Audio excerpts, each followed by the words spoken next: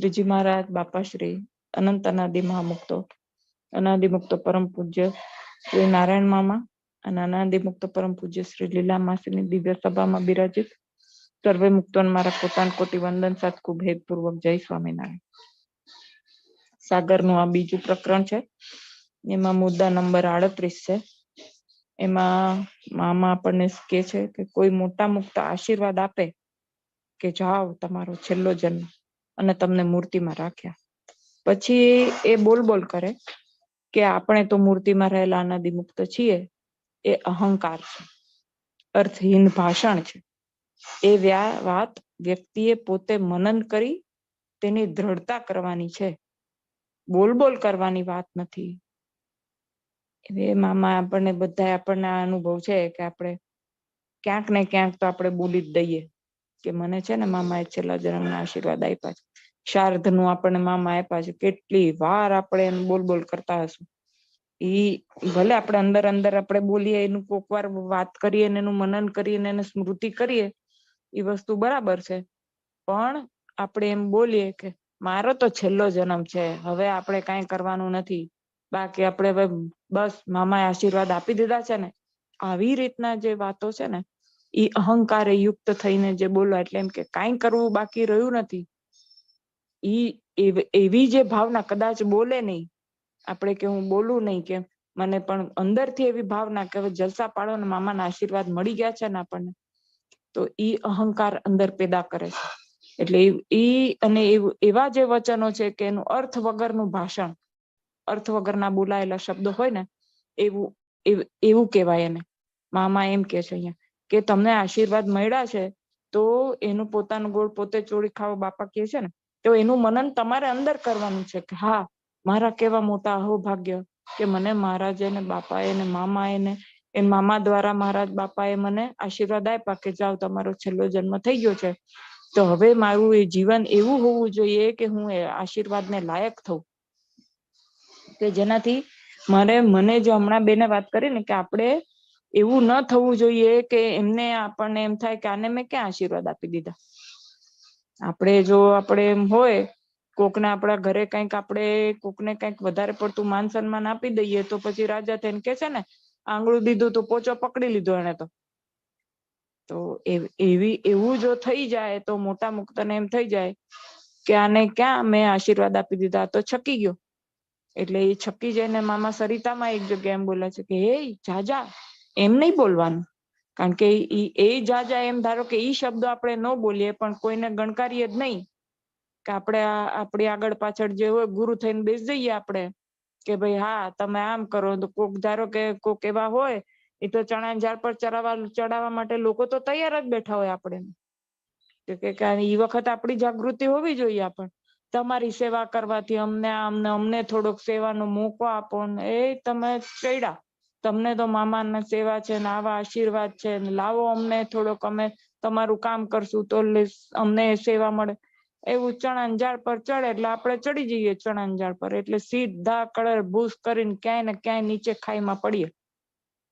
એટલે એવી જાગૃત, કારણ કે ઈ વસ્તુ એવો લપસણો માર્ગ છે ને કે ક્યારે લપસી નીચે સીધા કળર ભૂસ થઈને નીચે પેલે પગથિયે જઈને પહોંચી જાય ને, ઓલી સાપ સીડીમાં નહીં 99 ધક્કો કે એના જેવું 99 માં પહોંચે ને સાપ ઓલો એવો હોય ને કે બીજા આંકડે આવીને ઉભો રહી જાય, એના જેવું છે.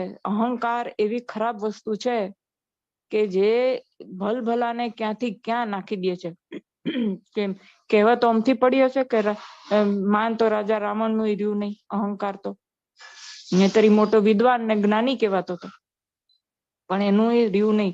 એટલે ઈ જો રેવાનું જ ન હોય, ઈ નશ્વર વસ્તુ હોય અને ઈ અહંકાર વસ્તુ છે, ઈ આપણને પાડીને ક્યાં ને ક્યાં લઈ જતી હોય, તો એ વસ્તુ રાખવી શું કામ.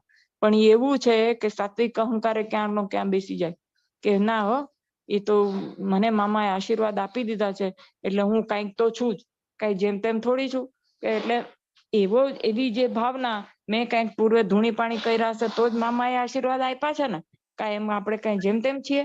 એટલે ઈ બધી જે ભાવના છે ને એની અંદર ખુમારી રાખવાની છે, બોલ બોલ નથી કરવાનું. જો બોલ બોલ કર્યું તો 4 માણસને ખબર પડી કે આને છેલ્લા જન્મના આશીર્વાદ મળ્યા છે, મામા એના પર, એટલે પાછા બધા પૂછે હે કેવા રાજી થઈને શું આશીર્વાદ આપ્યા, ક્યારે આશીર્વાદ આપ્યા. એટલે વળી પાછા આપણા ગુણાનુવાદ.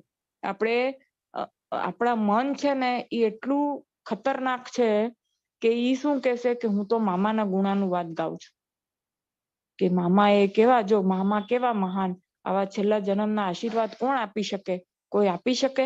પણ મામા એમ પણ અંદર ખાને પાછલા બાયણેથી મામાના ગુણાનુવાદ તો કદાચ કરતા હશું, પણ પોતાના જ સ્વશ્લાઘા કે ને કે મેં આમ કર્યું, આવા કામ કર્યા, પછી મામાને મેં આમ રાજી કર્યા, અને પછી મામાએ મને આવા આશીર્વાદ આપ્યા. એટલે પોતાના ગુણાનુવાદ થયા કે નહીં, મેં આમ કર્યું ને મેં આવી સેવા કરીને પછી મામા રાજી થઈને આવા આશીર્વાદ આપ્યા, ને પછી મામાએ આમ કીધું ને પોતાની ભૂલો બતાડવાની જગ્યાએ પોતાના વખાણ કરીને મામાએ કેવા આશીર્વાદ આપ્યા, ઈ જો આપણે બીજા આગળ ગાગા જ કરતા હોઈએ આખો વખત, તો પછી અહંકાર પેદા કર્યા વગર રહે જ નહીં. સાત્વિક અહંકાર કે છે ને કે હું સારી અને મેં આવી સેવા કરી એટલે મને એમ આવા આશીર્વાદ મળ્યા. ગુણાનુવાદ મામાના, માસીબાના, કે આવા મહાન એવા સમર્થ મુક્ત એટલે એ લોકો આવા આશીર્વાદ આપ્યા. પણ અંદર ખાને ગુણાનુવાદ કોના? તો પોતાના સ્વશ્લાઘા કર્યા કરીએ. એટલે એવું જે બધું છે, એક સાધક જે છે, મામા એમ કે છે કે એવું અર્થહીન ખાલી ખોટું પોતે એવું ભાષણ કરવાનો શું અર્થ છે?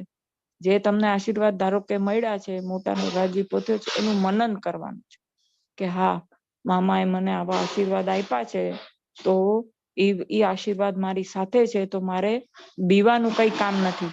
હું પાછી પાની નહીં થાય મારાથી. ભગવાન ભજવામાં મને ક્યારેય અડચણ નહીં આવે, કારણ કે મામાના આશીર્વાદ રૂપી જે કવચ છે એ મારી સાથે છે.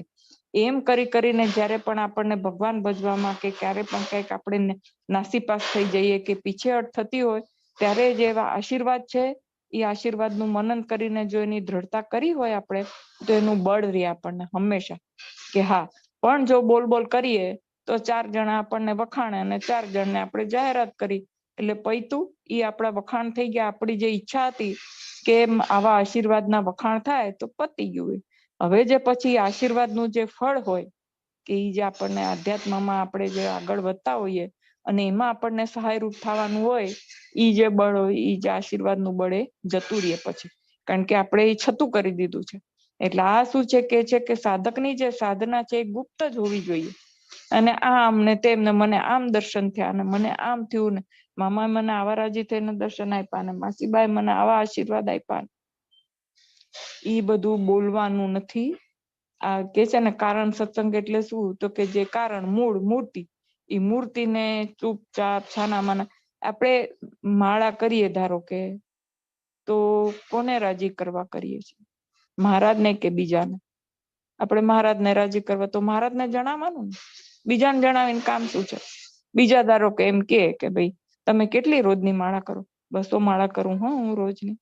કે ભલે ને આપણે આમ વખાણ કરવા માટે નહીં, પણ સહજ વાત કરતા કરતા આપણું રૂટીન આપણે બોલી દઈએ કે પછી મારે આટલા કલાક ધ્યાન કરવાનું, આટલા કલાક સાંખ્ય જ્ઞાન કરવાનું, આટલા કલાક કથા વાંચવાની, આટલું આમ કરવાનું. થઈ ગઈ ને પોતાની સ્વશ્લાઘા કે હું આટલું આમ કરું છું. પતી ગયું, જાહેર થઈ ગયું. કોણ રાજી થશે? સામેવાળી વ્યક્તિ. ઓહો, તમે આવા મહાન, હજી મારાથી આટલું નથી થતું, તમારાથી તો આટલું થાય છે. એને આપણા વખાણ કર્યા, સ્વશ્લાઘા થઈ. આપણે એને આપણી વાત કીધી એટલે આપણે પાછું એનું કીધું, આપણા વખાણ કર્યા કે આટલું આટલું મારે કરવાનું છે. એટલે કે છે કે આ બધી જે ઝીણી ઝીણી એવી વાતો છે કે ક્યાંય આપણે શું કરવાનું છે, કેટલું ધ્યાન કરે કોણ? ભગવાન જાણે ને હું ને મારો ઠાકોર.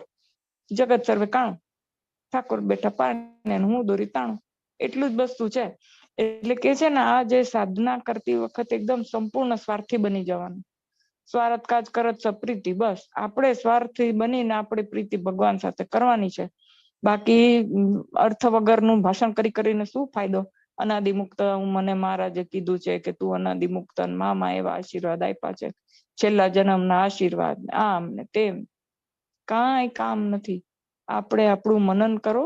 હા, એનું દ્રઢતા કર્યા કરવાની છે કે મને આશીર્વાદ આપ્યા છે, મને આશીર્વાદ આપ્યા છે, એટલે હવે મને કાંઈ મૂંઝવણ થવાની નથી ને હું ક્યાંય નાસીપાસ થઈશ ને, એમ કરીને આપણે એનું બળ લેવાનું છે અને આપણે પોતે એને મજબૂત થયા કરવાનું છે અંદરથી, પણ બોલ કરવાનું નથી. મામા આપણને એમ કહે છે કે જે સાધક છે એને આ વાતની તકેદારી એકદમ રાખવાની છે. બોલ કરવાની આ વાત જ નથી. જ્યાં સુધી સુખનો અનુભવ થઈ સિદ્ધ દશા ન આવે ત્યાં સુધી પોતે મુક્ત છે એમ બોલવાનો તેને અધિકાર જ નથી. થઈ ગઈ વાત? કે જ્યાં સુધી મુક્ત દશા ન આવે, મુક્ત દશા આવી ગયા પછી આપણે બોલી શકાય કે ભાઈ હા, મને મારા જે મુક્ત કરીને મૂર્તિમાં રાખ્યો છે, મને મૂર્તિનું સુખ, કારણ કે પૂર્ણ કામ થઈ ગયા આપણે, પછી કહી શકાય. ત્યાં સુધી એક સાધકને આવું કોઈ બોલવાનો અધિકાર નથી. મામા એમ કહી દે છે કે એવું કોઈ પણ વસ્તુ બોલવાનો એને અધિકાર જ નથી. ચતુરબાપા એમ કે છે કે અનાદિમુક્ત ચતુરબાપા એ હરિભક્તને આ બાબતે આકરા શબ્દોમાં ઠપકો આપેલો, જેથી તે આશીર્વાદ પચાવતા શીખે. હવે જો મોટા મુક્ત હોય એમ એને ઠપકો આપે, પણ એ શું કામ ઠપકો આપે છે? ઓલાને એમ થાય હા, મને તો વઢી નાખ્યો, એટલું મને ખબર નહોતી એટલે હું બોલી ગયો. એમ નહીં, અલા ભાઈ, તને ખબર નથી તો આ તને ઠપકો જે આપ્યો છે એ તને યાદ રહેશે, તો એ ઠપકાને યાદ રાખીને તું બીજી વખત ક્યારે બોલીશ નહીં, તો એ આશીર્વાદને આપણે ધીરે ધીરે પચાવતા શીખશું. નહીતર પછી કાયમ જ છકી જાય ને છલકાઈ જઈએ કે મને તો આવા આશીર્વાદ આપ્યા છે, મને તો તેવા આશીર્વાદ આપ્યા છે. તો એ છલકાઈ જઈએ તો પતી ગયું, ઢોળાઈ ગયું બધું, વાસણમાંથી આશીર્વાદ બહાર પડી ગયા. આપણી જે પાત્રતા છે, આપણે જે આશીર્વાદ છે, આપણને જે પાત્ર, આપણા પાત્રમાં જે આશીર્વાદ ઠલવાના છે, એને પાત્રની અંદર જ રહેવા દેવાના, એને ઠલવી નહીં દેવાના. ઠલવી દઈએ તો ઢોળાઈ જાય તો પતી ગયું, સુકાઈ જાય આશીર્વાદ. એટલે જે આપણને આશીર્વાદ રૂપી જે આપણને અમૃત મળ્યું છે, એ અમૃતને આપણું જે પાત્ર છે એમાં સાચવીને રાખવાનું. એટલે આપણને એનું જે અમૃતનું જે રસ છે એ પીવા મળે. એટલે આશીર્વાદ રૂપી જે રસ છે એ જે આપણને પછી સાધના પથ પર જે આપણને રક્ષા કવચ બનીને જે કામ કરે ને, આપણને એનું કે ને કે આપણું રક્ષા કવચ કરીને આપણે એનો ઉપયોગ કરી શકીએ આશીર્વાદનો, અને આપણે એ આશીર્વાદના કવચથી આપણે આગળ વધી શકીએ. એ ક્યારે થાય કે આપણે એને બચાવીને રાખ્યું, એને બોલીને એને વેડફી નાખ્યું હોય તો ખતમ થઈ ગયું હોય, તો પછી જયારે આપણને એની જરૂર પડે એ આશીર્વચનોની, ત્યારે આપણી પાસે ન હોય. એટલા માટે એને ખૂબ ધૈર્યથી, ખૂબ સમજણ શક્તિ કેળવી, પરિપક્વતા કેળવી, અને આવું જે હોય એને આપણે મનમાં આપણે પચાવતા શીખવાનું, એવા આશીર્વાદને. મામા એમ કે છે આપણને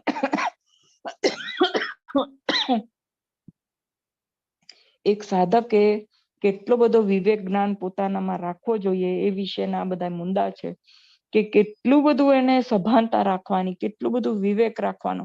કે આમ જરાક આપણે તો મામા કે છે ને સરિતામાં, કે એક સારું સ્વપ્ન આવ્યું હોય ને તો એ નથી આપણે જીરવી શકતા, તરત જ કહી દઈએ કે આજે છે ને મને આવું સરસ સ્વપ્ન આવ્યું, મામાના દર્શન થયા, કે માસીબાએ સ્વપ્નમાં આવીને આમ કીધું, કે મહારાજની ઝાંખી થઈ મને મૂર્તિ, તોય આપણે રાજી થઈને બધાને કહી દઈએ છીએ. એનો અર્થ શું થયો? કે આપણે પાત્રમાં ઈ જે આપણને અમૃત મળ્યું તે આપણે સાચવી ન શક્યા, છલકાવી દીધું, આપણે છલકાવી દીધું, પતી ગયું, સુકાઈ ગયું.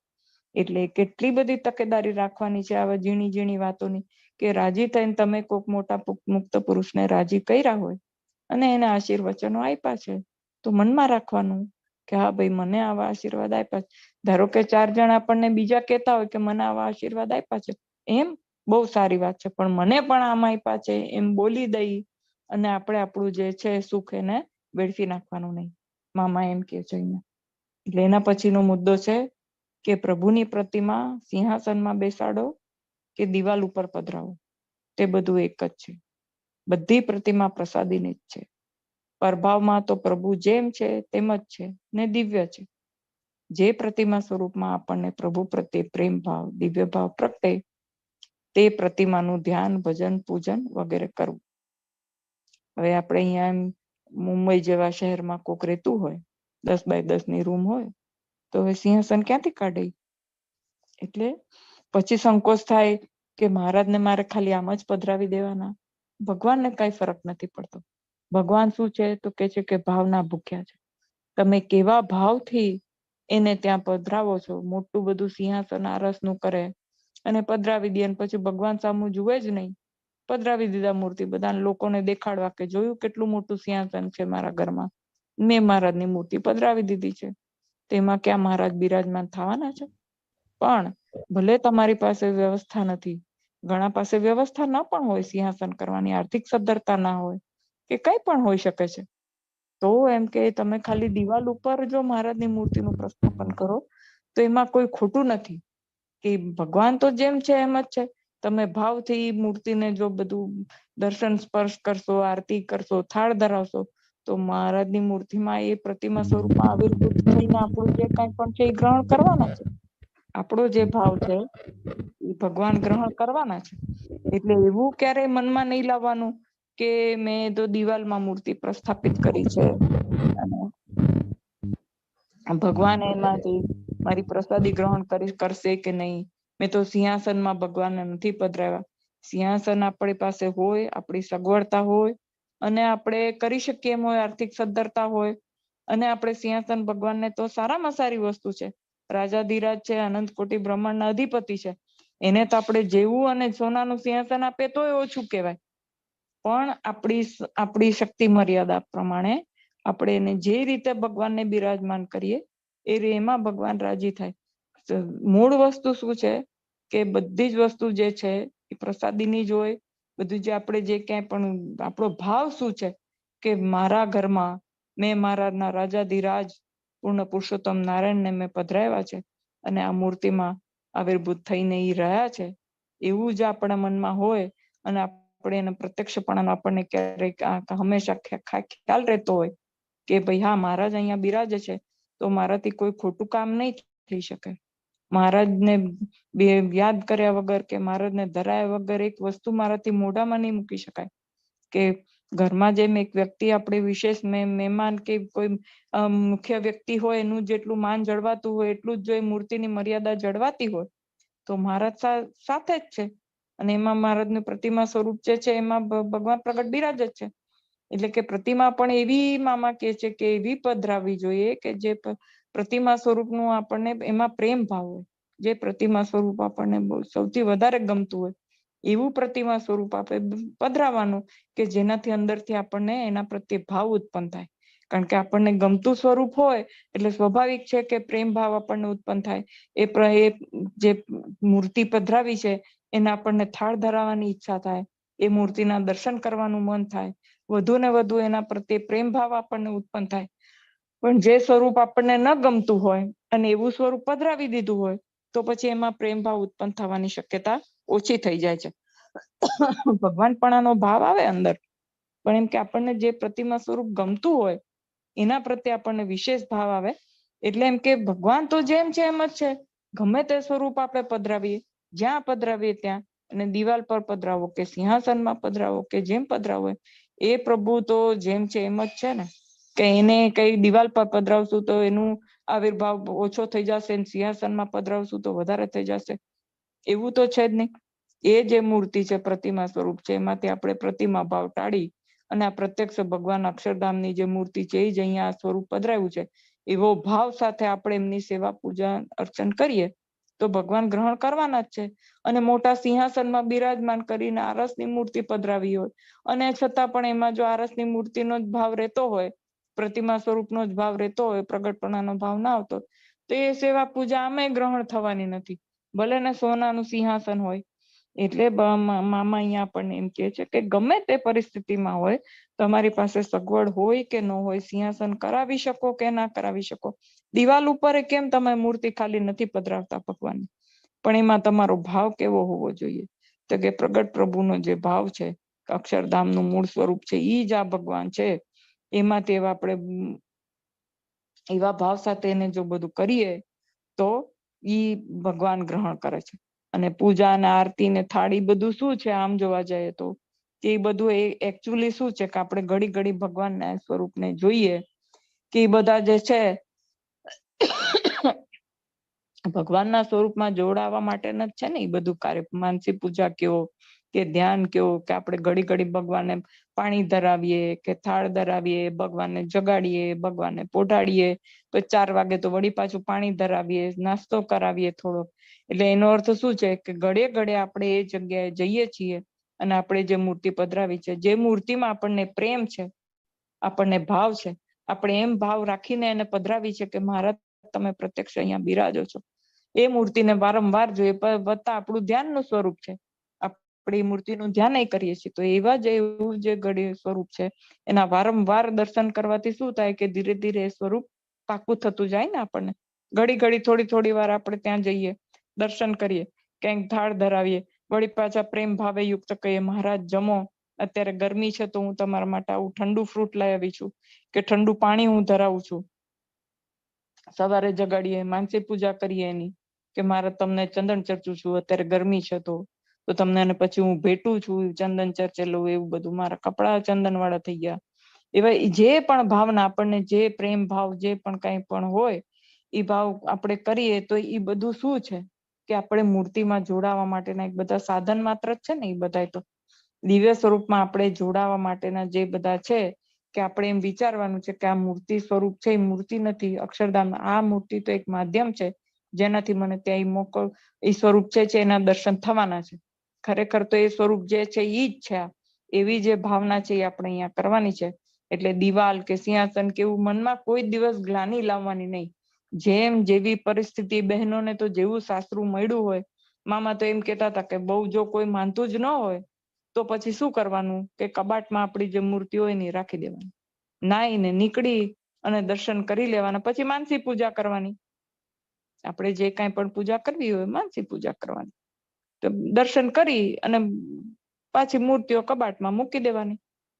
પછી ધીરે ધીરે આપણું વાણી વર્તન એવું હોય આપણે કે ફરજ પૂરી નિષ્ઠાથી બજાવતા હોઈએ તો ધીરે ધીરે એ લોકોના ઘરનાને એમ થાય કે ભાઈ આ તો બરાબર છે, અને કઈ આપણે આમાં શું વાંક કાઢીએ, તો ભલે ભગવાન ભક્તિ. પછી ધીમે ધીમે કરતા એ લોકો આપણને મૂર્તિ પધરાવા દે તો પધરાવાની, સિંહાસનમાં પધરાવા દે તો સિંહાસનમાં, ના પડે તો આપણને રૂમ હોય આપણી એમાં, ન હોય તો કબાટમાં મૂકી રાખવાની. પણ એમ કે કોઈ પણ જાતનું આમ ગ્લાનિ અનુભવ કરીને ભગવાન ભજવાનું છોડી દેવાનું નથી.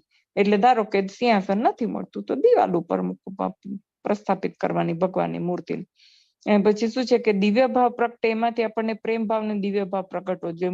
મૂળ વાત શું છે કે આ મૂર્તિ નથી, પ્રત્યક્ષ મહારાજ બિરાજમાન છે, એ જે ભાવ છે એ પ્રગટ થાય તો પછી ભગવાન ગમે ત્યાં બિરાજે એનું કઈ ફરક પડતો નથી. જે પ્રતિમા સ્વરૂપમાં આપણને પ્રભુ પ્રત્યે પ્રેમ ભાવ, દિવ્ય ભાવ પ્રગટે તે પ્રતિમાનું ધ્યાન, ભજન, પૂજન વગેરે કરવું. પૂજા, આરતી, થાળ વગેરે વિધિ વિધાનો પ્રભુના દિવ્ય સ્વરૂપમાં જોડાવા માટે અને દેહ ભાવ ભૂલી મુક્ત ભાવ પ્રગટ કરવા માટેના ઉપકરણો માત્ર છે. એ બધા ખાલી ઉપકરણો છે. ધ્યાન કરવું, પૂજા કરવી, પૂજન કરવું, કે જેનાથી આપણે મૂર્તિમાં આપણી વૃત્તિ જે છે એ ફોકસ થાય એક જ જગ્યાએ, અને આપણું મન જે છે એ શાંત પડે અને એમાં મૂર્તિમાં વૃત્તિ જોડાયા કરે. વારે વારે આપણે દર્શન કરીએ એટલે જેટલી વાર ભગવાનના સ્વરૂપ સામે આપણે જોઈએ એટલી વાર આપણે મનની વૃત્તિઓ શાંત થઈ જાય ને.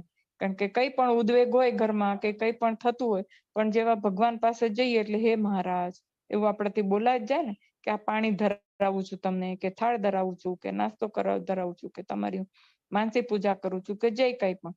એટલે તરત જ આપણું મન શાંત થઈ જાય અને આપણે ફોકસ માઇન્ડ આપણું કરી શકવા માટેની આ જે બધી પ્રક્રિયાઓ છે એમાં મામા એમ કે છે કે એ બધી પ્રક્રિયાઓ એટલા માટે જ છે કે તમે જ્યાં પણ મૂર્તિ પધરાવી હોય તેનું વારંવાર દર્શન કરવાનું, એટલે મૂર્તિ પાકી થતી જાય, આપણું મન શાંત રહીએ, ઘડે ઘડે આવન જાવન એ જગ્યાએથી કરતા રહીએ, એટલી વાર આપણે મૂર્તિ સામું જોયા કરીએ. એ બધે આ બધું શું છે તો કે ભગવાનમાં વૃત્તિ સ્થિર થવા માટેના વિધિ વિધાનો છે આ બધા. એકવાર ભગવાનમાં વૃત્તિ સ્થિર થવા માંડે પછી ધારો કે આપણાથી આ બધું ન થાય તોય કઈ વાંધો નથી, પણ જ્યાં સુધી વૃત્તિ સ્થિર ન થઈ હોય, મનની વૃત્તિ એકાગ્ર મૂર્તિમાં ન થઈ હોય ત્યાં સુધી આ બધી ક્રિયાઓ છે એ બધી આવશ્યક છે. એટલે એ બધું કરવું પડે.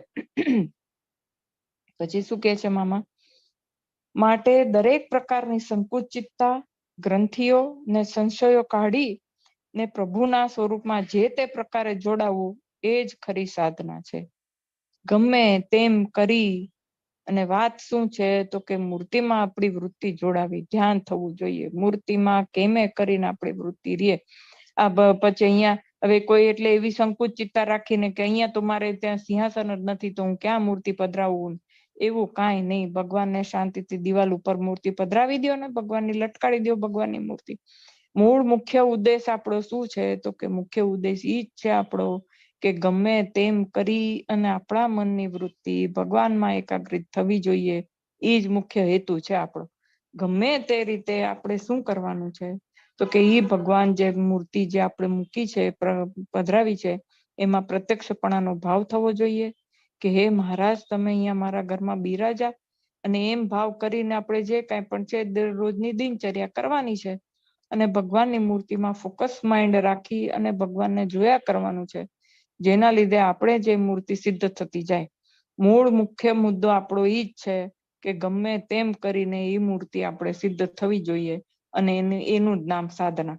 હવે એ સાધના આપણે કેવી રીતે કરવી, શું કરવું, એના ઉપકરણો કયા કયા રાખવા, માનસી પૂજા કરવી, માળા કરવી, કીર્તનો ગાવા, ધ્યાન કરવું, થાળ ધરાવો, આરતી કરવી, ભગવાનની માનસી પૂજા કરવી કે પૂજા બાહ્ય પૂજા કરવી, જે તે પ્રકારે મુખ્ય ઉદ્દેશ આ બધું કરીને સિંહાસનમાં પધરાવો કે દિવાલમાં પધરાવો કે મુખ્ય ઉદ્દેશ શું હોવો જોઈએ આપણો?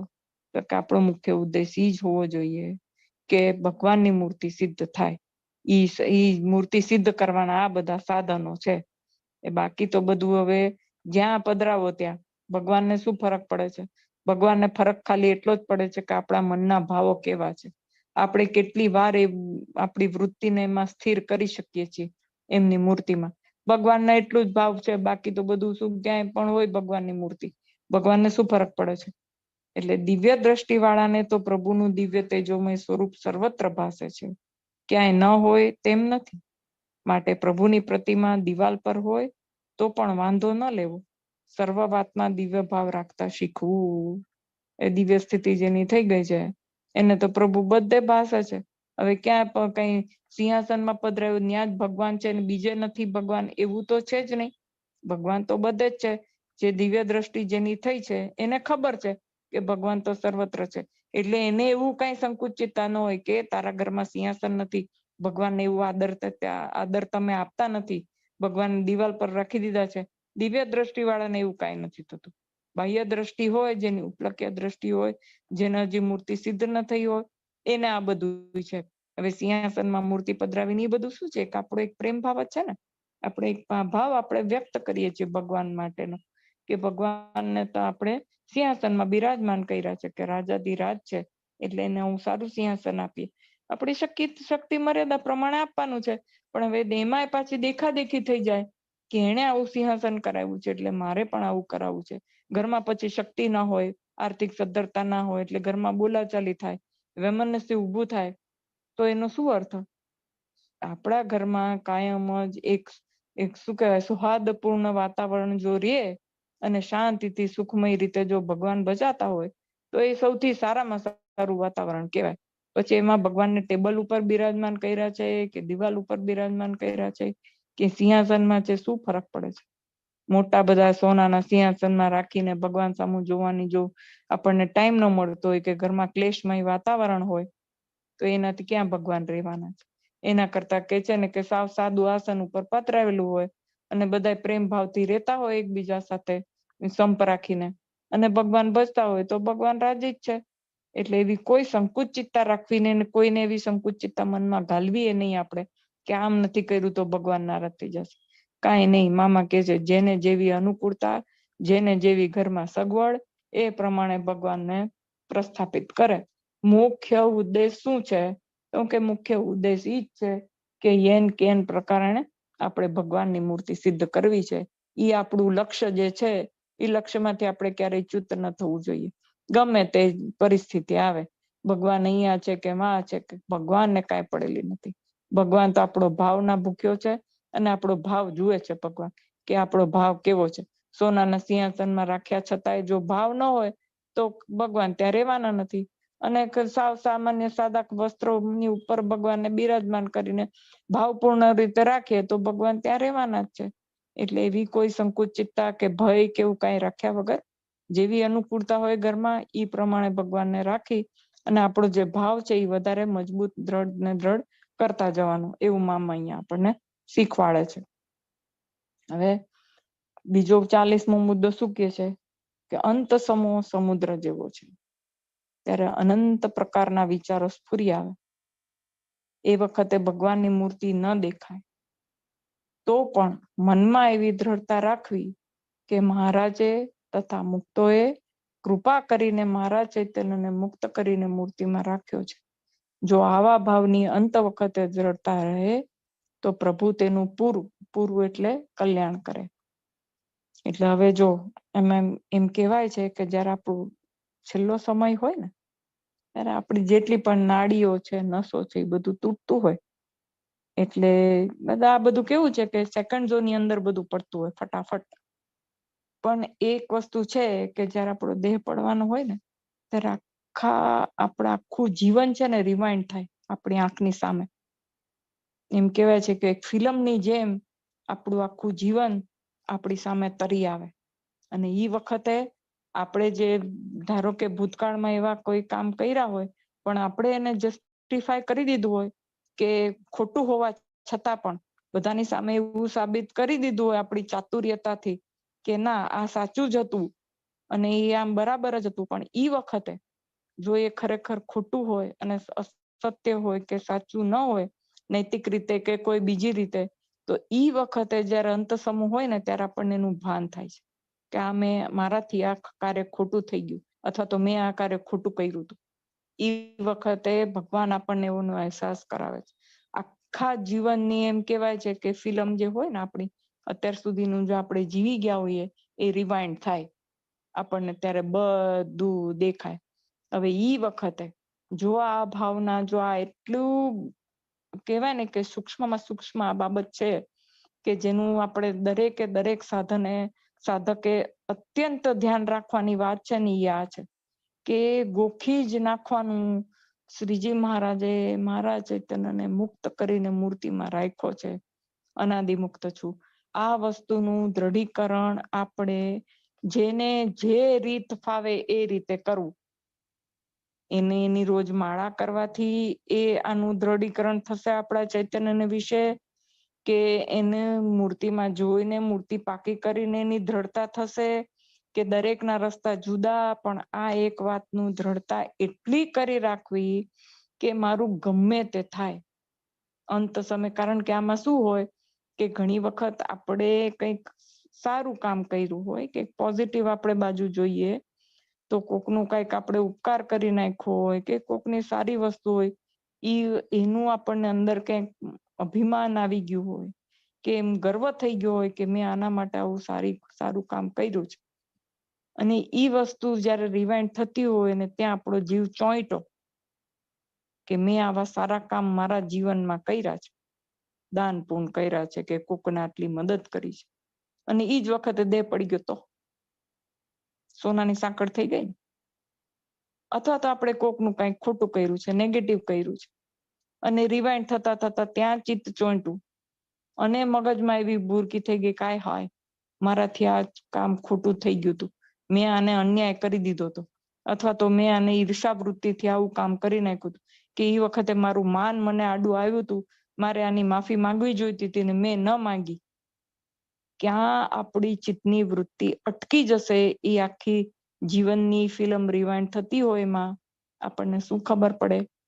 એના કરતા આપણે મામા એમ કે છે કે આ વાતની દ્રઢતા આપણે આપણા ચૈતન્યમાં કરીને જ રાખવાની કે ગમે તેમ કરીને. એ બધાની રીત અલગ અલગ હોઈ શકે કે જેને જે રીત ફાવે એ રીતે, કે મામા મળ્યા છે આપણને જ્ઞાન મળ્યું છે તો મામા કે છે ને કે ભલે હું અવગુણનો પર્વત કેમ નથી, હા પણ ભાઈ કે છે એમ પ્રમાણિકપણે આપણે મહારાજને રાજી કરવાના પ્રયત્નમાં અગ્રેસર હોવા જ જોઈએ.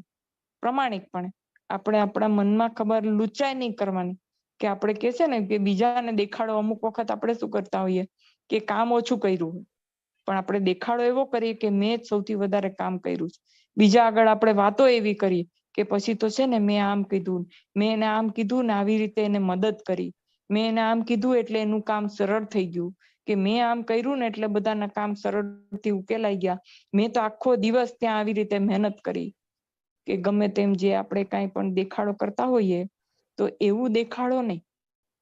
પ્રમાણિકપણે આપણા મનને આપણે ઉલ્લું નથી બનાવવાનું કે આપણા મનને આપણે ફોસલાવાનું નથી, પણ પ્રમાણિકપણે આપણો જો જેન્યુઇન પ્રયત્ન હોય મહારાજને રાજી કરવાનો તો આપણા અંદર આપણને એક વિશ્વાસ હોય કે ભલે મને પ્રાપ્તિ નથી થઈ, ભલે મને, પણ મેં મારા આ દેહ થકી મારાથી બની આવે એટલા મેં પ્રયત્નો ભગવાનને રાજી કરવાના કર્યા છે. તો કે ભગવાન શેનાથી રાજી થાય? ચાલો કે ભગવાન આખો દિવસ આપણે સમરણ એક યાંત્રિક રીતે કરશું તો ભગવાન રાજી થઈ જશે? એ એક આપણને બીજ બળ થશે સમરણ કરશું તો? એની ના નથી. પણ ભગવાને મને જે ફરજો સોંપી હતી એ મેં નિષ્ઠાપૂર્વક નિભાવી છે ખરી? કે મારા વાણી વચનથી કોઈને દુઃખ થાય એવું જ હું હંમેશા ટોન્ટ જ માર્યા કરતી હતી કે આડકતરી રીતે કોકને દુઃખ થાય એવું જ મારાથી વર્તન થયા કર? એવું બધું કઈ થયું છે ખરું?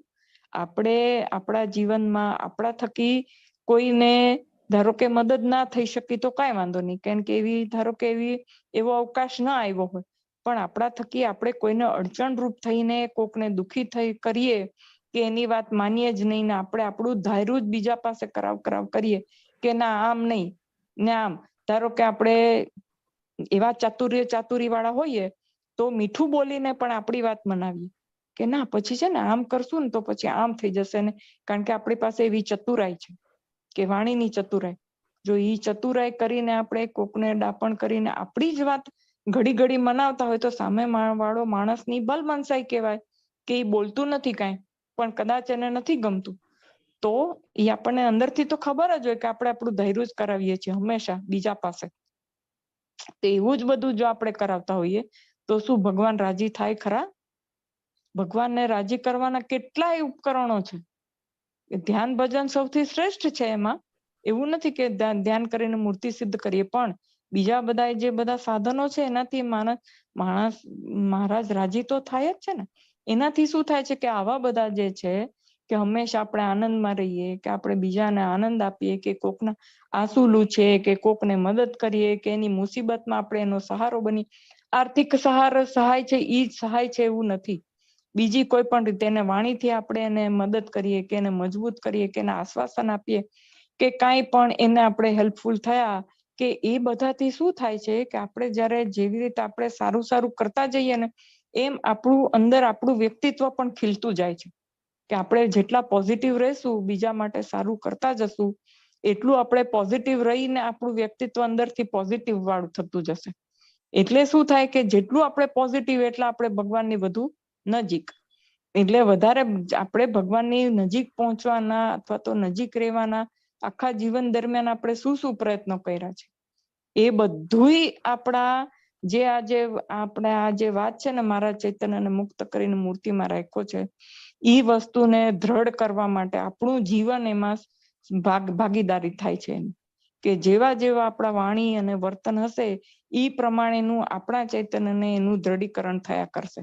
જો આપણે બધાને દુઃખી જ કર્યા કરશું, કે મેણા ટોણા માર્યા કરતા હશું, અથવા તો આપણને એની ખબર નથી છતાં પણ આપણા થકી બીજાને દુઃખ જ પહોંચતું હોય, કે આપણે આપણું ધૈર્ય જ કરાવતા હોઈએ, આપણા ચૈતન્યને મુક્ત કરીને મૂર્તિમાં રાખ્યો છે, ઈ જે વાત છે ને એની દ્રઢતા આપણને એટલી બધી નહીં થાય.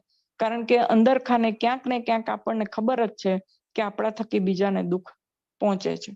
જો ભગવાનને આપણે રાજી કરવા હોય તો દરેકના ચૈતન્યમાં મહારાજ કે છે ને મામા કે મને બધામાં ભગવાન દેખાય તો હું એને નમું.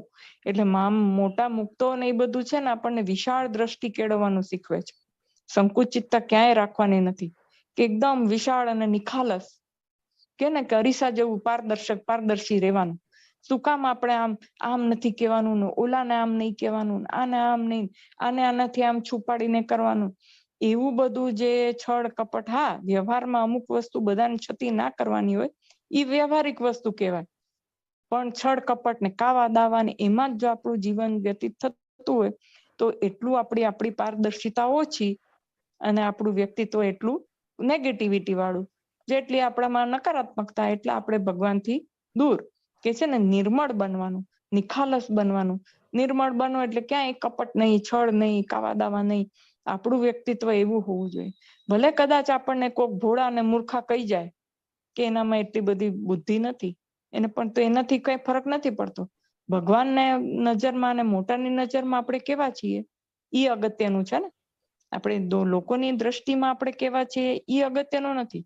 આપણું મૂળ લક્ષ્ય એક સાધકનું શું હોવું જોઈએ? સાધકનું લક્ષ્ય એ હોવું જોઈએ કે મારે મહારાજને પામવાના છે, તો એ પામવાના જે રસ્તો છે એમાં મારે મારું કર્તવ્ય કે જે કાંઈ પણ છે એ કેવું હોવું જોઈએ તો હું મહારાજની વધુ નજીક પહોંચું, એ એક જ મગજમાં લક્ષ્ય હોવું જોઈએ. તો એના માટેના જે કાંઈ પણ છે આ બધા જે પગથિયા છે એ મામાએ આપણને કીધા છે. એટલે એમ કે ગમે તે હોય, કારણ કે અંત સમો છે એમ કે સમુદ્ર જેવો છે, કારણ કે એ વખત આપણે આખી સારા નરસા બધા જે આપણા જીવનના જે છે એ આપણે નજર સમક્ષ આવીને ઉભા રહીએ, અને ચિત્તની વૃત્તિ જે કર્મ આપણે વધારે જોરથી કરેલું હોય કે જેવા ભાવ સાથે વધારે કે એની પ્રિન્ટ વધારે આપણા ચૈતન્યમાં એની છાપ વધારે ઉપસેલી હોય, ત્યાં કદાચ બની શકે છે કે આપણી વૃત્તિ અટકી પડે ને એ જ વખતે દેહ પડ્યો, તો શું કરવાનું? અથવા તો ત્યાં આખી રીલ ફરતી ફરતી ત્યાં જ આપણી વૃત્તિ અટકી ગઈ, તો રીલ ત્યાં જ ચોંટી ગઈ, આગળ વધી જ નહીં, તો પછી શું કરવાનું? કારણ કે એ બધું કઈ એ વખતે આપણા હાથમાં નથી હોતું. આ તો જે કુદરતના નિયમ પ્રમાણે જે બધું ચાલતું હોય એ પ્રમાણે ચાલ્યા કરતું હોય છે.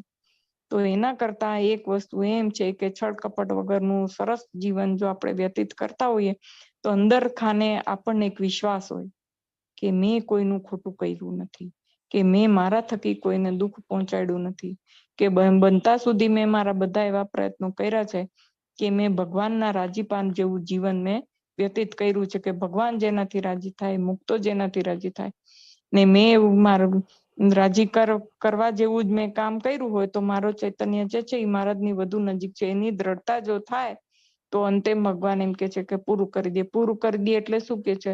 ભાઈ આમાં પછી આપણને મામાએ લખ્યું છે કલ્યાણ. એનું કલ્યાણ, હવે કલ્યાણના કેટલા બધા અર્થ છે એ આપણને ખબર છે કે કલ્યાણના કેટલા અર્થ છે. હવે આમાં એના પછીનો જે મુદ્દો છે એમાં એમ કે છે 41મો મુદ્દો છે કે જ્યાં સુધી દિવ્ય દર્શન ન થાય ત્યાં સુધી બીજાના સંકલ્પ જાણવા પ્રયત્ન ન કરવો. આપણે થોડુંક ધ્યાન ભજન કરવા મૂર્તિ દેખાવા માંડે ને એટલે બધાને એવા સંકલ્પ વિકલ્પ થાય. હું જાણી જાઉં ને તો એને કહી દઉં કે આમ જોયું તો આમ મારા વિશે કોઈ શું વિચારે છે, મારા વિશે કોને કેટલા સારા ભાવ છે, કેટલા ખરાબ ભાવ છે, કે આના વિશે કોઈ શું જાણે છે. આમાં શું છે કે આપણે જેમ જેમ આગળ વધતા જઈએ ને ધ્યાનમાં કે મૂર્તિ સિદ્ધ કરવામાં, કે આપણે સાદું ને સરળ જીવન જીવતા જઈએ ને એટલે અમુક વસ્તુ છે ને એની મેળાએ આવે. કઈ એમ કે આપણે સારો ખોરાક ખાઈએ તો આપણું શરીર સારું થાય. એ સારું શરીર કરવા માટે આપણે કઈ વિશેષ પછી પ્રયત્ન કરવા પડતા નથી. એમ કે ગાજર ને પાલક ને એવું ખાવ તો આંખનું તેજ વધે, એ સ્વાભાવિક છે. એના જેવું છે કે આપણે નિર્મળ ને એવું બધું જીવન જીવીએ તો અમુક વસ્તુ જે છે એ આપણને અંદરથી પછી પ્રેરણા થાય કે અમુક ઇન્ટ્યુશન આવે, એમ કે છે ને કે અંદરથી એવું ઇન્ટ્યુશન આવે કે આમ હશે તેમ હશે ને પછી આપણું બધું સાચું પડવા માંડે. તો અંદરથી પછી એમ થાય કે મારો સાધનાની મને સિદ્ધિ મળવા માંડી. એટલે એમ કે છે કે જો એવું કંઈ પણ આપણે આગળ વધતા હોઈએ ત્યારે એવું ક્યારેય જાણવાનો પ્રયત્ન નહીં કરવાનો. ધારો કે ભગવાન જણાવે તો એ જાણવાનો પ્રયત્ન આપણે નહીં કરવાનો કે કોઈના બીજાના સંકલ્પ જાણવાનો એટલે શું થાય? ત્યાં અટકી પડાય અથવા તો અધોગતિ પણ થઈ શકે છે. કારણ કે બીજાના સંકલ્પ જાણીએ એટલે પછી મંડે સંકલ્પ થવા કે તો આવું જણાવે છે કે મારા વિશે કે બીજા કોઈ પણ વિશે કે જો બારે તો કેવો સારો દેખાય છે અને અંદર જો આવા ખરાબ વિચાર કરે છે, અથવા તો એમ થાય કે જો આ દેખાય છે તો આવો પણ છે બહુ સારો, આવા વિચારો કરે છે, એને બધા પ્રત્યે ભાવ બહુ સારો છે, કે એને કપટી નથી જરાય. એટલે કે કાં તો સારા કે ખરાબ કોઈના પણ વિશે આપણે સંકલ્પે ચડી જઈએ અને ભગવાનની મૂર્તિ તો બાજુ પર રહી જાય. કારણ કે પછી બધાનું જોવા જાણવાની જ ઈચ્છા થાય. ઓલું શું વિચારે છે, ઓલા વિશે શું વિચારે છે, કે ફલાણી વ્યક્તિ આના વિશે શું વિચારે છે, મારા વિશે શું વિચારે છે. એટલે ત્યાંનું ત્યાં જ આપણું ગાડું અટકી જાય, સાધના આપણી અટકી પડે ને આપણે આગળ વધવાનું અટકી જઈએ. તો પછી ધીરે ધીરે જે આપણને જે બધું જણાતું હતું બીજાના સંકલ્પ એ પાછા બંધ થઈ જાય, કારણ કે સાધના અટકી પડી. એટલે એમ કે છે કે એક સાધકે એવી તકેદારી રાખવી કે ધારો કે આવું કંઈ થાય સાધના પથમાં કે આપણને આગળ થોડા ઘણા વધીએ અને આવું કંઈક જાણવા મળે તો એવી જાણવાનો પ્રયત્ન કરવાનો નહીં, કે ના કે ઈ જે હોય ઈ આપણે આપણું કરો ને જ્યાં સુધી મૂર્તિ સિદ્ધ નથી થતી. કે છે ને સ્વાર્થી બની જવું, બીજાનું કંઈ જાણવું જોવા જાણવાની કઈ ઈચ્છા રાખવી નહીં. કારણ કે જોવા જાણવાની ને એ બધી ઈચ્છા છેક મૂળ અક્ષર સુધીની છે, અટકામણ છે બધી ત્યાં. એ બધું એ લોકોની ઈ લાલચમાં જે લોકો અથડાય છે ને, કે આ બધું જગત જે છે એનું જોવા જાણવાની કરવાની ઈચ્છા, એટલે એમાં તો બધું બહુ બંધન છે. એટલે ઈ બધું કે છે કે આવું બધું કોઈના સંકલ્પ વિકલ્પ કાંઈ જાણવાની ઈચ્છા રાખવી નહીં, કારણ કે તેને યથાર્થ જાણી ન શકવાથી કોઈનો અભાવ અવગુણ પણ આવી જાય. કારણ કે એક તો આપણી સ્થિતિ થઈ ના હોય અને ખાલી હજી થોડુંક આગળ વધ્યા હોઈએ. એને શું સંકલ્પ છે, શું કામ આવા સંકલ્પ છે, એમાં એને પૂર્વના કયા પ્રારબ્ધ કામ કરે છે, એની ગતિ સ્થિતિ આપણને કાંઈ હોય નહીં. શું છે એ કાંઈ જાણતા ન હોઈએ. અને ધારો કે ઈ આપણે જાણીએ અથવા તો ઈ કોક આપણને કહે ચાલો એવી આપણામાં શક્તિ નથી આવી, પણ કોઈ આવીને કહે છે કે ઈ તો આમ સંકલ્પ કરે છે કે તેમ કરે છે, તો એનાથી આપણને શું ફાયદો થવાનો છે? તો એના કરતા કોક વિશે અવગુણ આવી જાય, કોક વિશે અભાવ આવી જાય, કે તો હાવ આવો છે, કોક વિશે માન સન્માન ઉપજી જાય, તો એમ આપણી સાધનામાં એ કઈ ફાયદાકારક છે કે ઉપયોગી છે કે ભગવાનની મૂર્તિ સિદ્ધ કરવામાં એ કાંઈ આપણને સહાયરૂપ છે, ઈ સૌથી પહેલા જોઈ લેવાનું કે આ જે વસ્તુ છે એ આપણને કંઈ પણ જો એનો ઉપયોગ આપણે થતો હોય તો કરવાનો, નહીતર પછી એનો પડતા મૂકી દેવાનો. એટલે કે જે કાંઈ પણ હોય એક સાધકનું લક્ષ્ય ક્યાં હોવું જોઈએ, તો કે મૂર્તિ સમક્ષ. ગમે તે કાંઈ પણ હોય, આડું ઓળું, પોઝિટિવ નેગેટિવ ગમે તે આવે, એક જ વિચાર કરવાનો, મૂર્તિ પાકી કરવામાં સહાયક છે કે બાધક છે? બાધક હોય તો જવા દેવાનું, સહાયક હોય તો એને રાખવાનું. એ એક જ વસ્તુ હંમેશા આપણે યાદ રાખવાની છે. એટલે કે આપણી જે સ્થિતિ ના થઈ હોય, કાંઈ થયું ના હોય, પછી અભાવ ગુણ આવીને એમાં રેચા પૈચા રહી અધોગતિ થઈ જાય કે બીજું કાંઈ. એટલે કે છે દિવ્ય દર્શન સાક્ષાત્કાર થયા પછી જ બધું જાણપણું આવે. બધાનું જાણપણું તો પછી જ આવે છે. ત્યાં સુધી આવું અધકચરું આવે, કાં તો કોકનું સાંભળીએ, તો એના કરતા કે બધું જે છે પછી તો ભગવાન કહે છે ને કે બળાત્કાર કરીને ઘણી વખત દેખાડે, આપણે જોવાની ઈચ્છા ન હોય તોય. પણ એમ કે ત્યાં સુધી તો આપણું જે લક્ષ્ય છે એમાં એના સામે જ આપણી દ્રષ્ટિ હોવી જોઈએ. તેથી કોની સાથે કેમ કામ પાર પડવું, કેવો વ્યવહાર કરવો, તેની યોગ્ય રીતે જાણ થાય. જ્યારે દિવ્ય દર્શનને સાક્ષાત્કાર થાય પછી ધારો કે કોકનું ખરાબ વર્તન હોય, છતાં પણ એની સાથે કેવું વર્તન કરવાનું છે, એના પર દયાભાવ લાવવાનો છે, કે એની સાથે આકરા વેણ બોલવાના છે, કે એની સાથે એને ઇગ્નોર કરવાનું છે, એનું જે ઈ વર્તન છે એને એ બધું યથાર્થ કેવી રીતે કરવું, એ તો જયારે આપણે સિદ્ધ દશા આવે, સાક્ષાત્કાર થાય ત્યારે જ ખબર પડે. ત્યાં સુધી કઈ ખબર પડતી નથી. એટલે મામા આપણને એમ કે છે કે જ્યાં સુધી એવું ન થાય ત્યાં સુધી કોઈ શું વિચારે છે, કે કોઈ શું કામ આમ વિચારે છે, કે આવું શું કામ વિચારે છે, મારા વિશે શું કામ આવું વિચારે છે, કે ફલાણા વિશે, કે દુનિયામાં બધા સ્વાર્થીલા જ છે, કે જે કાંઈ પણ છે એ વિશે બહુ એવી જાણવાની તાલાવેલી એ કરવાની નહીં. અને કાંઈ પણ છે એ આપણે પરિપક્વતા જ નથી આપણામાં, આપણે પૂરી પાત્રતા જ નથી એ વસ્તુ જાણી જોવાની, તો પછી એમાં દખલગીરી કરવાની, ચંચુપાત કરવાનું આપણે શું કામ છે? આપણો લક્ષ્યથી આપણને જે દૂર કરી દેતા હોય એવી વસ્તુ જોવા જાણવાની ઈચ્છા કરવાનું આપણે કામ શું છે?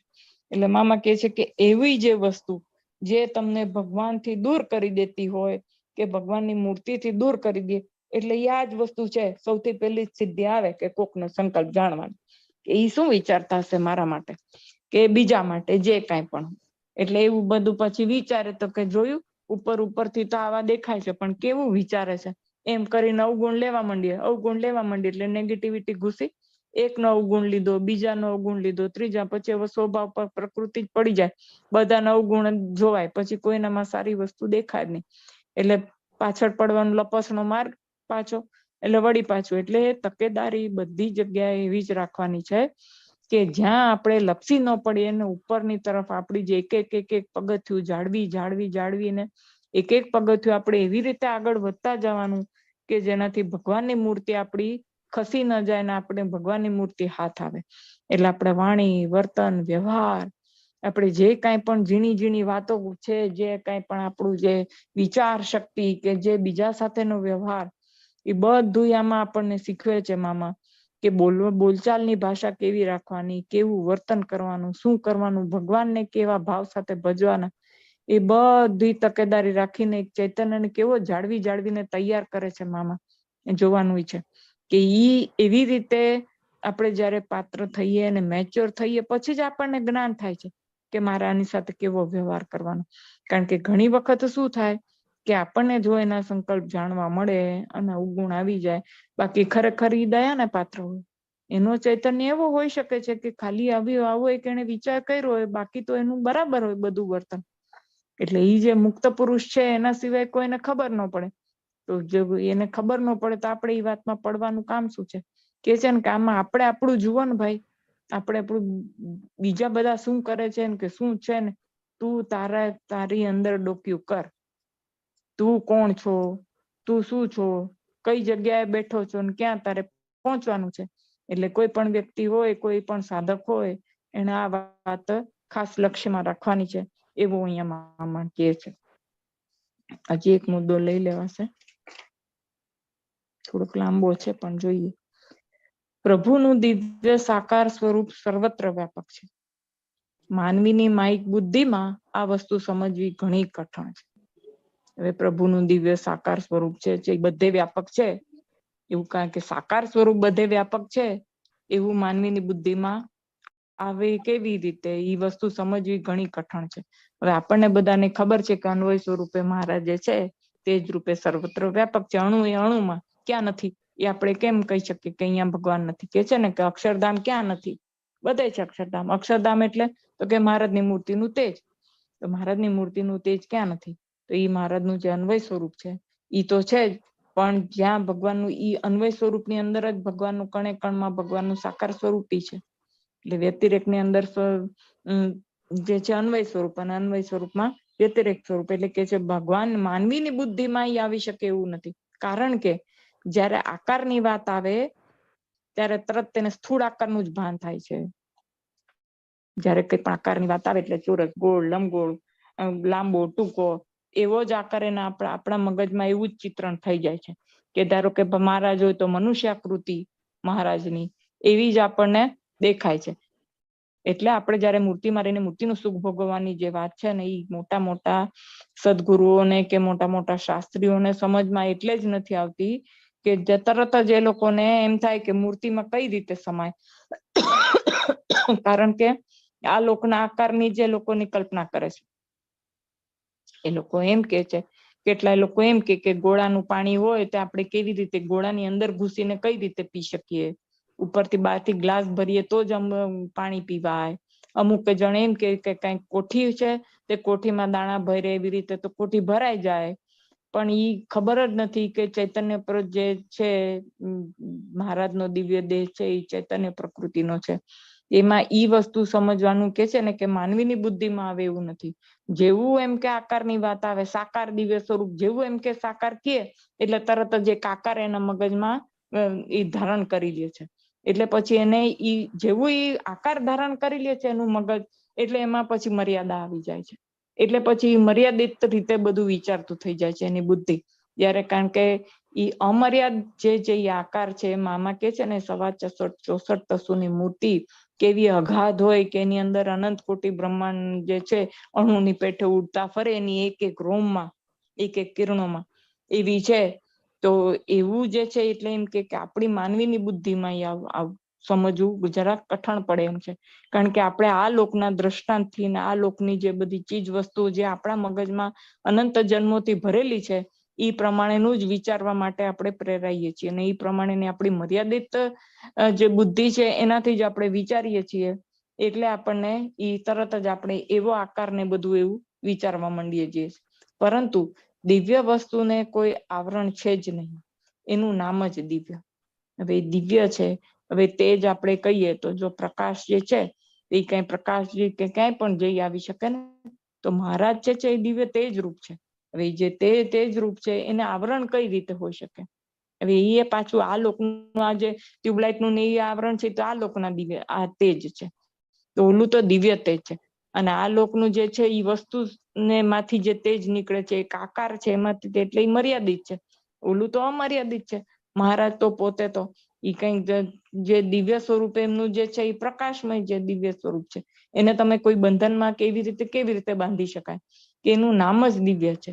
એ દિવ્ય વસ્તુ હોય એને તમે બાંધી શકો કે એને મર્યાદામાં મૂકી શકો કે એવી રીતે કઈ રીતે હોઈ શકે? એટલે કે પ્રભુનું અન્વય સ્વરૂપ જે તેજ રૂપ અક્ષર બ્રહ્મ છે તે નિરાકારપણે સર્વત્ર વ્યાપક છે. એ તો હવે આપણને બધાને ખબર છે કે મહારાજનું તેજ મૂળ અક્ષરનું એના પછી બધામાં એક પછી એક બધામાં આવતું ગયું. પછી અત્યારે આપણે એમ કે જે અન્વય સ્વરૂપે મહારાજ આપણા ચૈતન્યમાં પણ આપણા રહેલા છે, અંતર્યામી પણ કરીને, એ આપણે હવે બધાને ખબર છે. એવી રીતે એમ કે પ્રભુનું અન્વય સ્વરૂપ તે અક્ષર બ્રહ્મ તે નિરાકારપણે સર્વત્ર વ્યાપક છે. એ તો બધે છે જ, કારણ કે અન્વય સ્વરૂપ જે છે મહારાજનું જે નિરાકાર તો ક્યાં નથી, બધે અણુ અણુમાં ઈ જે મહારાજનું તેજ છે ઈ શક્તિથી તો આ બધું ચૈતન્યમાં એ બધું થાય છે ને બધું ચાલે હાલે છે. જો ઈ શક્તિ મહારાજ લઈ લે તો કોઈ પોતાનું કાર્ય કરવા સમર્થ થાય નહીં. એટલે કે એ બધે વ્યાપક છે. પ્રભુને જ્યાં જેવું દર્શન દેવું ઘટે ત્યાં દિવ્ય સાકારપણે પ્રગટ થાય, મેનિફેસ્ટ થાય છે. એટલે એમ કે છે કે મહારાજને આ જે ધારો કે કામ એક એવું એમ કહેવાય છે કે આપણે દિવ્ય વસ્તુ નહીં પણ આ લોકની વસ્તુ ધારો કે એમ કે કોક સૂક્ષ્મ સૃષ્ટિમાં કોકને બહુ વાસના રહી ગઈ હોય ને કોકને, તો આ લોકમાં એનો જેવો જે દેહ હોય ને એવા જ રૂપે દેખાય છે. ઘણી વખત કોકનામાં પ્રવેશ કરીને ધૂણે ને ઈ વસ્તુ નહીં, પણ ઘણી વખત જેવો આ જયારે પોતાનો દેહ હોય ને એટલે એ કે શું કે છે તો કે આ જે બધા તત્વો હોય ને, પૃથ્વી તત્વ, જળ તત્વ, વાયુ તત્વ, આકાશ તત્વ, અગ્નિ તત્વ, એ બધાને ભેગું કરી અને બધા તત્વોમાંથી પોતાને શક્તિ લઈ અને પોતે એવો એક આકાર પોતે જેવો હતો એવો જ આકાર બનીને બીજાને દેખાય એવો એક આકાર બની જાય છે. પોતે અહીંયા જેવો હતો ને એવો. એવું તો એક સૂક્ષ્મ સૃષ્ટિ વાળાના ઓલામાં શક્તિઓ રહેલી છે કે જેને બહુ વાસનિક જીવ હોય તો એ જે રૂપે હોય એ ઘણા નથી કેતા કે મને એ આમ દેખાણા. આપણે ઘણી એવી કેટલી વાર્તાઓ છે ને કેટલી વાતો એ છે કે ઈ જ રૂપે દેખાણા એને, કે જે રૂપે હતા ઈ જ રૂપે. એટલે પછી બધા એમ કે એ તો ભૂત થયા ને આમ મને આમ જ દેખાણા ને અહીંયા બેઠા હતા ને આમ કે, પણ એ બધું ક્ષણિક હોય, બહુ લાંબો ટાઈમ એવું દેખાઈ ન શકે લોકો. પણ એમ કહેવાનો મારો ભાવાર્થ શું છે કે આ લોકનું જે બધા પંચ તત્વ છે એમાંથી પણ જે છે એ લોકો પોતાનો આકાર ધારણ કરી શકે તો મહારાજ શું ન કરી શકે?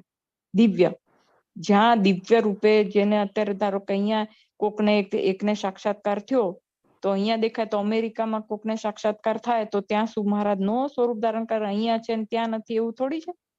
તો એ તરત જ ત્યાં એ રીતે ભગવાન દર્શન દે, જ્યાં જેને જેવું દર્શન દેવું ઘટે ત્યાં તેવું તેને દર્શન દે. ત્યાં ધારો કે એમ દિવ્ય એકદમ તેજ રૂપ કોકને દર્શન દેવું ઘટે તો એવી રીતે દર્શન દે. કોકને મહારાજ જે છે પોતે જે ધ્યાનની મૂર્તિ કોકે સિદ્ધ કરી હોય તો મહારાજને ઈ ધ્યાનની જે મૂર્તિ છે ઈ રૂપે એને દર્શન દેવું હોય તેજોમય, તો કારણ કે શરૂઆતની સ્થિતિ તો એમ જ હોય ને કે આપણે જે મૂર્તિનું આપણે જે ધ્યાન કરીએ છીએ એ મૂર્તિ આપણને તેજોમય દેખાય. તો એને એવું દર્શન દેવું ઘટે તો એને એવું દર્શન દે મહારાજ. એટલે એમ કે જ્યાં જેવું, એટલે મહારાજ તો બધે કણકણમાં હોય તો ઈ વખતે ઈ જગ્યાએ મહારાજ તો હાજર જ છે.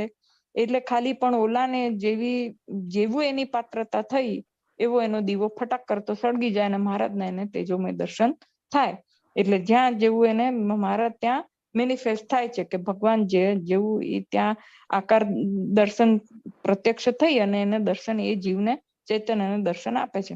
ધારો કે એક સાથે અનંત બ્રહ્માંડમાં અનંત લોકો પાત્ર થાય તો અનંત જગ્યાએ ભગવાન એક સાથે દર્શન દઈ શકે, કારણ કે અનંત જગ્યાએ ભગવાન તો સર્વત્ર છે જ.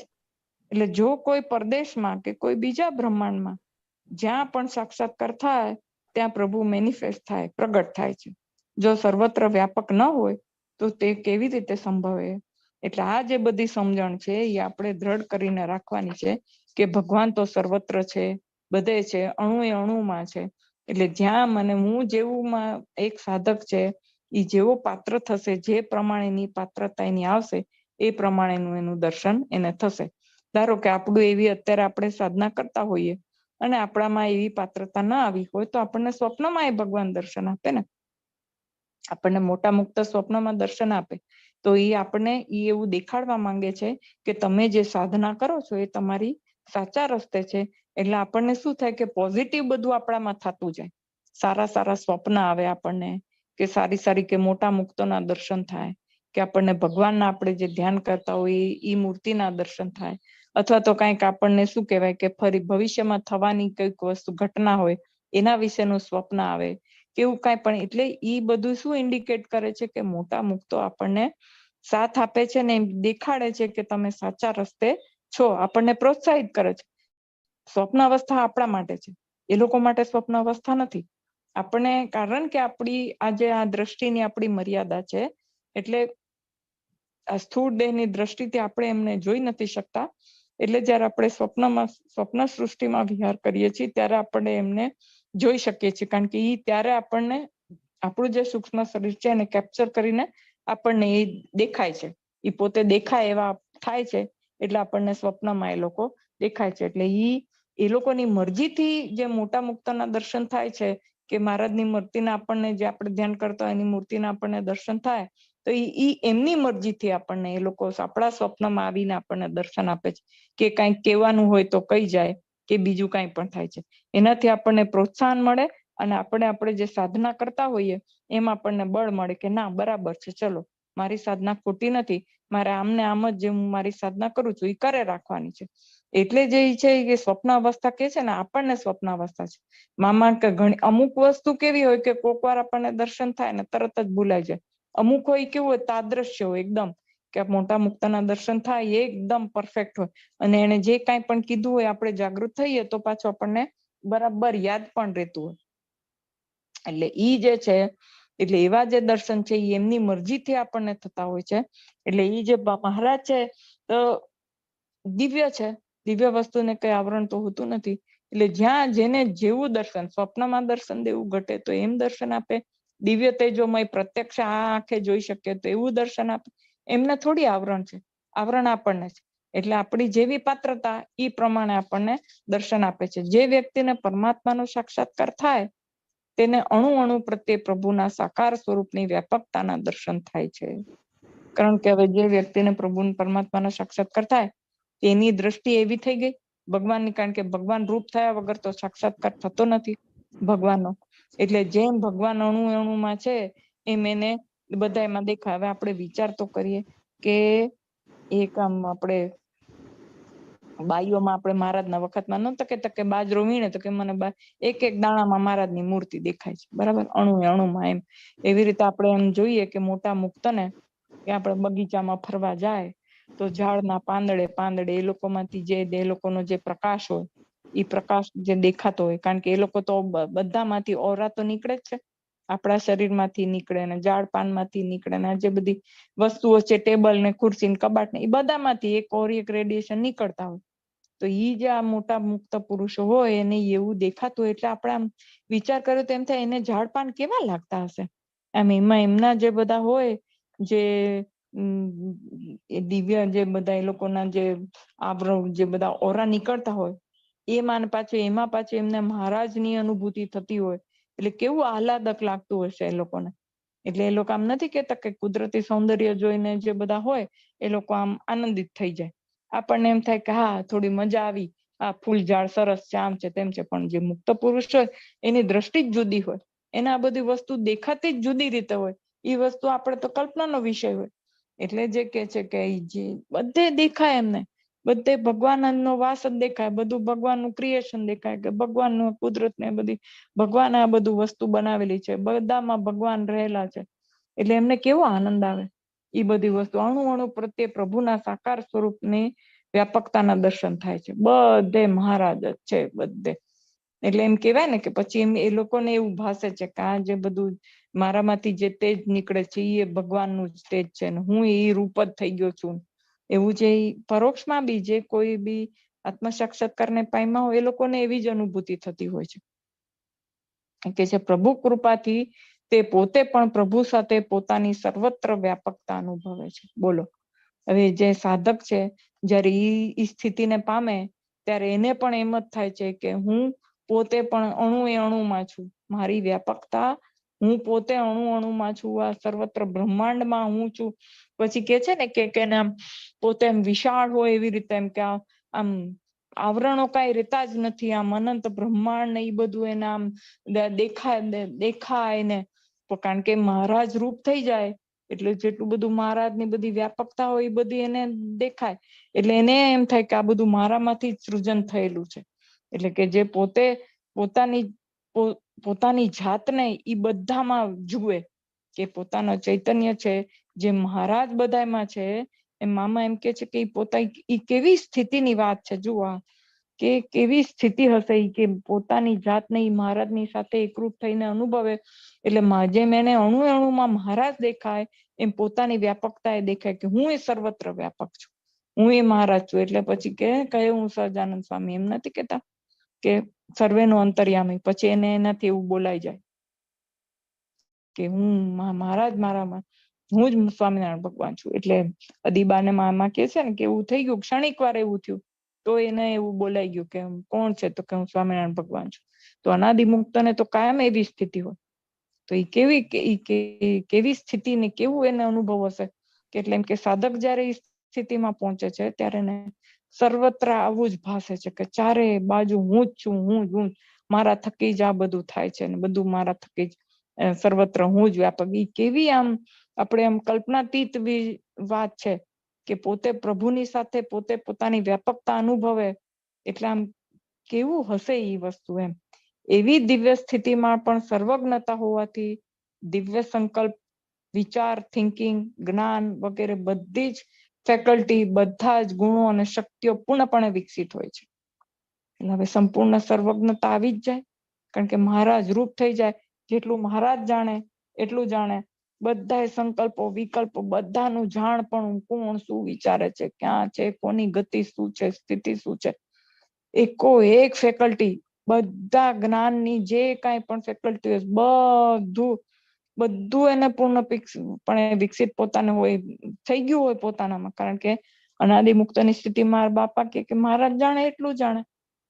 એટલે આ કેવી સ્થિતિની વાત છે અને કેવું સરસ જ્ઞાન મામાએ આપણને પીરસ્યું છે કે એનામાં બધા ગુણો આવી જાય. બધું પોઝિટિવિટી જેટલી પણ હોય મહારાજમાં એટલી એનામાં આવી જાય. બધા જ ગુણો ને શક્તિઓ પૂર્ણપણે વિકસિત થઈ ગયા હોય છે. એકેય શક્તિ સહેજે બાકી નહીં. કે સત્યતાનો ગુણ તો કે પૂર્ણપણે વિકસેલો, આનંદિત થવાનો ગુણ તો કે પૂર્ણપણે વિકસેલો, બધાના જાણ, બધા વિષયના વિચારોનું જાણ પણ તો પૂર્ણપણે, એમાં એક તલભાર બી બાકી નહીં. એક જ્ઞાન પૂર્ણ રીતે વિકસેલું હોય.